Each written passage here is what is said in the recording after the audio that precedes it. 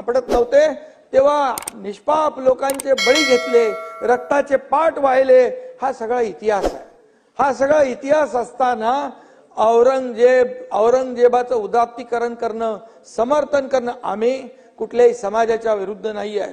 एक सच्चा देशभक्त मुसलमान पण या औरंग्याचं समर्थन करू शकणार नाही, करणार नाही. खरं म्हणजे अशा प्रकारचं त्याचं कौर्य होतं, अशा प्रकारचं त्याची क्रूरता होती. आणि ज्या शंभूराजांना त्यांनी अनन्वित छळ करून मारलं तरी सुद्धा शंभूराजांनी बलिदान केलं, पण त्याच्या समोर मान झुकवली नाही भास्करराव. आणि म्हणून हा इतिहास आहे, हा इतिहास आहे. हा इतिहास आपल्या समोर असताना आज काल समजा नागपूरमध्ये एक औरंगजेबाच्या विरोधात आंदोलन केलं. कितीतरी आंदोलन होत आहेत. का औरंगजेब का आपला संत होता? का कोणाचा सगळे सोयरा होता? का कोणाचा नातेवाईक होता? कोण लागतो औरंग्या? कोण आहे औरंग्या? अरे उलट हा औरंग्याचा औरंगा हा महाराष्ट्राला लागलेला कलंक आहे, कलंक आहे. आणि म्हणून नागपूरमध्ये एकीकडे आंदोलन झालं. आंदोलन झाल्यानंतर ताबडतोब पोलिसांनी येऊन मध्यस्थी केली. पोलिसांनी दोन्ही समाजाला शांतता प्रस्थापित केली. आणि बरोबर 8 वाजता संध्याकाळी 2-5 हजारांचा मॉब कसा काय जमतो. त्या ठिकाणी महाल परिसर, मोमीनपुरा, हंसापुरी, त्या ठिकाणी इतर भागामध्ये येतात लोक, जमतात सगळे लोक. घरात मी व्हिडिओ पाहिले, टीव्हीवर चॅनलवर बातम्या पाहिल्या, त्यांच्या प्रतिक्रिया पाहिल्या, त्या महिलांच्या, त्या लहान मुलांच्या प्रतिक्रिया पाहिल्या. घरामध्ये मोठे मोठे दगड टाकले, त्यामध्ये हॉस्पिटल तोडफोड केली. एक 5 वर्षाचा बच्चू मारता मरता वाचला. त्या ठिकाणी अध्यक्ष महोदय हॉस्पिटलमध्ये असलेल्या देवांचे फोटो जाळून टाकले. हे काय? तुम्ही आंदोलन करा ना. तुम्ही लोकशाही मार्गाने जसं आंदोलन होतं त्याला तुम्ही प्रत्युत्तर आंदोलनात द्या. तुम्ही कायदा हातात घेणार, तुम्ही आमच्या लोकांना म्हणजे तिथल्या लोकांना त्यांच्यावर अन्याय करणार. एक विशिष्ट समुदायाला टार्गेट केलं गेलं. आता देखील खोतकरनी दाखवलं ते बघा तुम्ही. आणि यासाठी काल संध्याकाळी जो झालेला हल्ला आहे, 3 DCP लेवलचे अधिकारी जर जखमी होतात, दगडफेक होतीये, कुऱ्हाडीने हल्ला होतोय, पेट्रोल बंब कुठून येतात? पेट्रोल बंब कुठून येतात? पेट्रोल बंब फेकले जातात, गाड्या जाळल्या जातात. त्या ठिकाणी मोटरबाईक, 4 व्हीलर गाड्या सगळ्या जाळल्या तिकडं. आणि हेही मला माहिती मिळाली की एका विशिष्ट ठिकाणी 100-150 बाईक दररोज पार्क व्हायच्या. काल तिथे एकही गाडी पार्क नव्हती. म्हणजे काय? एकही पार्क नव्हती. याचा अर्थ काय? याचा अर्थ काय लावलाय? उपमुख्यमंत्री बोलताय, ते शोभतं का? याचा अर्थ काय की जाणीवपूर्वक, नियोजनपूर्वक ही साजिश होती काही विशिष्ट समुदायाला टार्गेट करण्याची.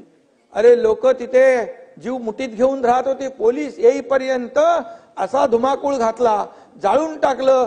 पोलीस आल्यानंतर देखील पोलिसांवर हमला केला. अरे जे पोलीस कायदा सुव्यवस्थेचं रक्षण करताय, स्वतःचा जीव धोक्यात घालून, त्यांच्यावर तुम्ही दगडफेक करताय, कुऱ्हाडीने वार करताय, हत्याराने वार करताय, पेट्रोल बंब टाकताय. हे कसं काय सण? तलवारीने मारलंय. जयंतराव 40 पोलीस जखमी झाले, 33 पोलीस जखमी झाले, DCP लेवलचे अधिकारी जखमी होत आहेत. याचा अर्थ काय घेणार आपण?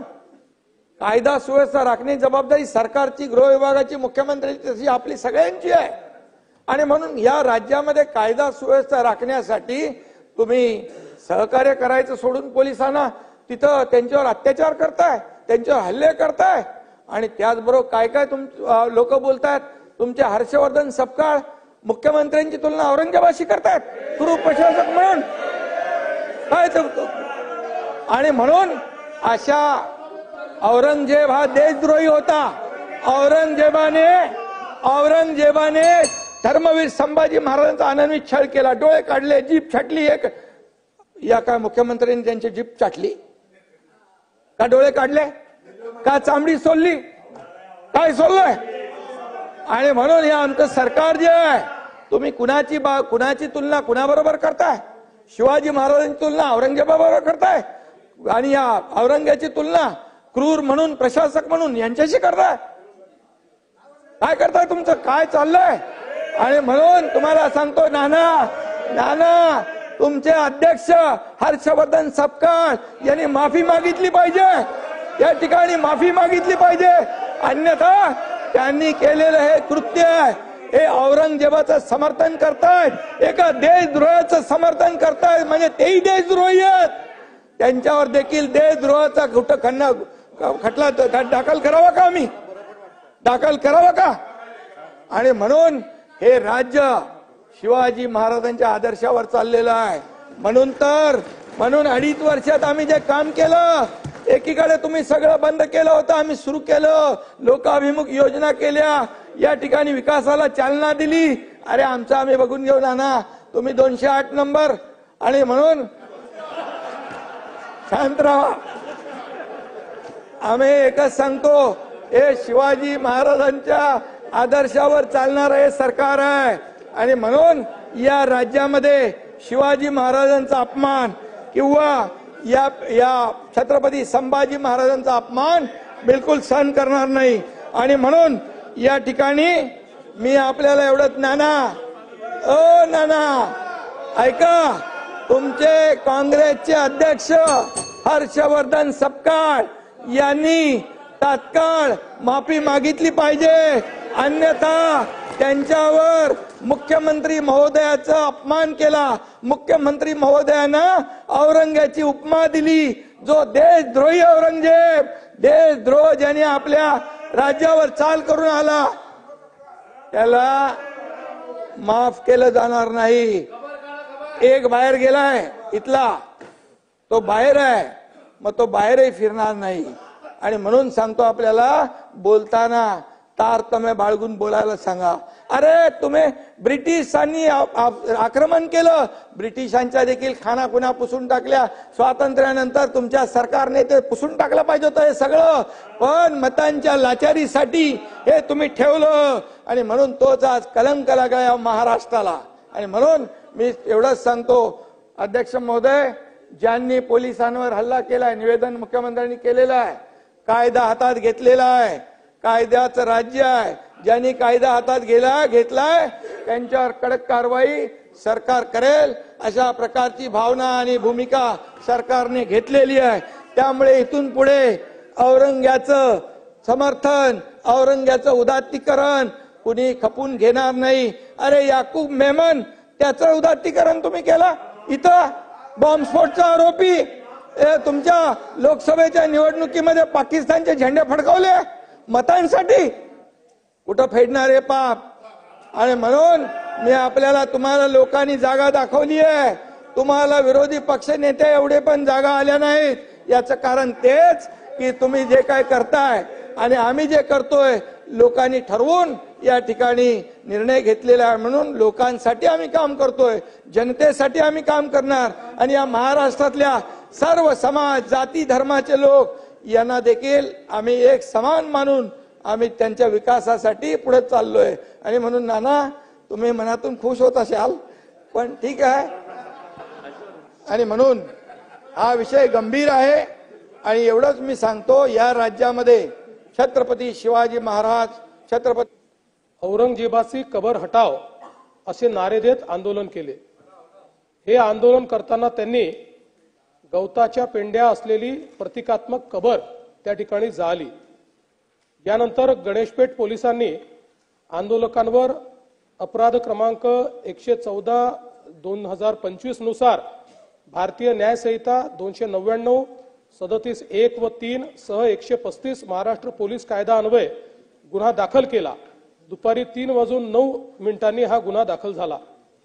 यानंतर सायंकाळी एक अफवा अशी पसरवली गेली की सकाळच्या आंदोलनात जी प्रतिकात्मक कबर जाळली त्याच्या कापडावर धार्मिक मजकूर होता. अत्तरोळ मधील नमाज आटोपून 200 ते 250 चा जमाव हा त्या ठिकाणी तयार झाला आणि नारे देऊ लागला. याच लोकांनी आग लावून टाकू असे हिंसक बोलणे प्रारंभ केल्याने पोलिसांनी त्या ठिकाणी बळाचा वापर केला.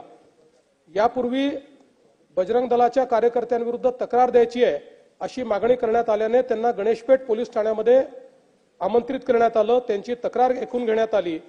एकीकडे पोलिसांची कारवाई सुरू असताना दुसरीकडे हंसापुरी भागामध्ये 200 ते 300 लोक हातात काठ्या घेऊन दगडफेक करू लागले, त्यांच्या तोंडावर फडके बांधले होते। या घटनेत 12 दुचाकींचे नुकसान झाले आहे। या घटनेमध्ये काही लोकांवर घातक शस्त्राने हल्ला करण्यात आलेला आहे। तिसरी घटना भालदारपुरा भागात सायंकाळी 7:30 वाजता झाली। 80 ते 100 लोकांचा जमाव तिथे होता। तिथे त्यांनी पोलिसांवर हल्ला केला, त्यामुळे अश्रुधूर व सौम्य बळाचा वापर करावा लागला। या घटनेत एक क्रेन, 2 जेसीबी व काही 4 चाकी वाहने ही जाळण्यात आली। या संपूर्ण घटनेमध्ये 33 पोलीस जखमी झाले आहेत, ज्यामध्ये 3 उपायुक्त दर्जाचे पोलीस आहेत। त्यातल्या एका पोलीस उपायुक्तावर कुऱ्हाडीने त्या ठिकाणी हल्ला करण्यात आलेला आहे। एकूण 5 नागरिक जखमी झालेले आहेत।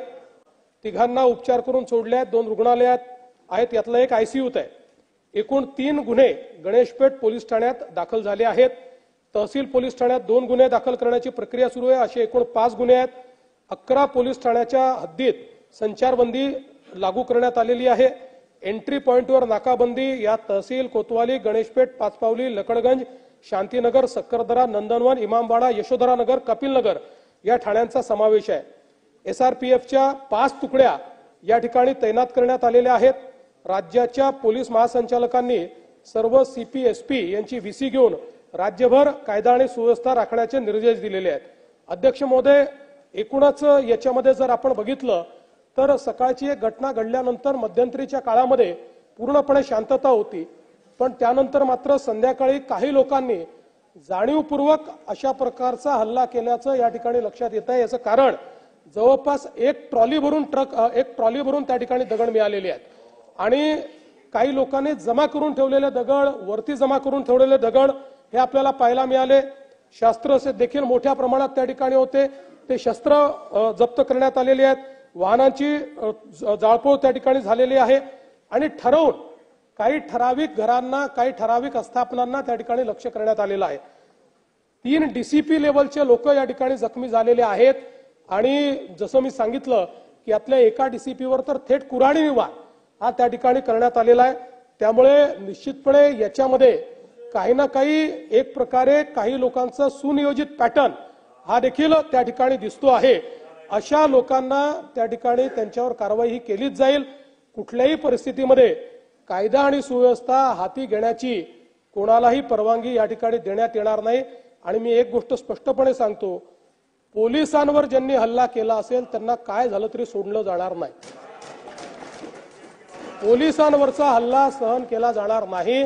पोलीस शांतता प्रस्थापित करत होते, अशा वेळी पोलिसांवर केलेला हल्ला अतिशय चुकीचा आहे। अध्यक्ष महोदय, खरं म्हणजे महाराष्ट्रामध्ये कायदा आणि सुव्यवस्था राखणं, शांतता राखणं आपल्या सगळ्यांची जबाबदारी आहे।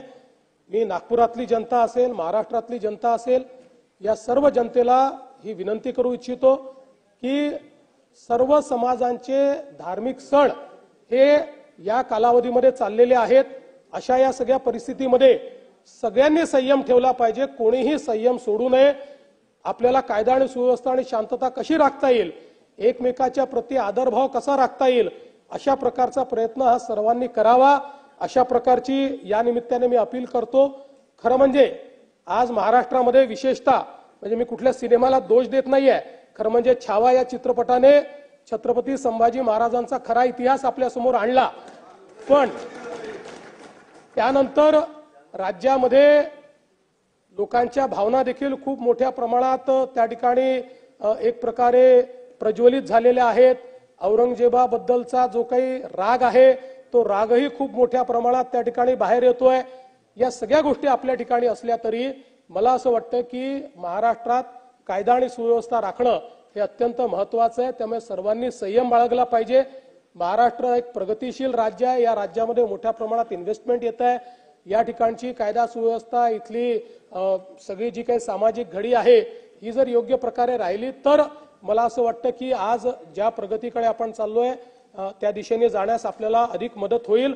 आणि म्हणून निश्चितपणे कायदा आणि सुव्यवस्था राखण्याकरता, शांतता राखण्याकरता मी आवाहन करतो आणि त्यासोबत ही देखील चेतावणी देतो की कोणीही या ठिकाणी जर दंगा करण्याचा प्रयत्न केला, त्याचा जात धर्म न पाहता त्याच्यावर कारवाई केली जाईल आणि पोलिसांवर जर कोणी हल्ला केला तर त्यांना सोडलं जाणार नाही, त्यांच्यावर कडक कारवाई ही केली जाईल हे देखील या निमित्ताने डायमंड कारपेट हमारे वहाँ ग्रास रेलवे वाला कारपेट विलस्पन कंपनी का पायदान हेटलोन रेगजिन होलसेल रेट में तमाम अशिया हमारे वहाँ दिए जाती है। हमारा पता याद रखे, सकावत होटल के पीछे आबिद सोडा के बाजू में हजार खोली मालेगांव।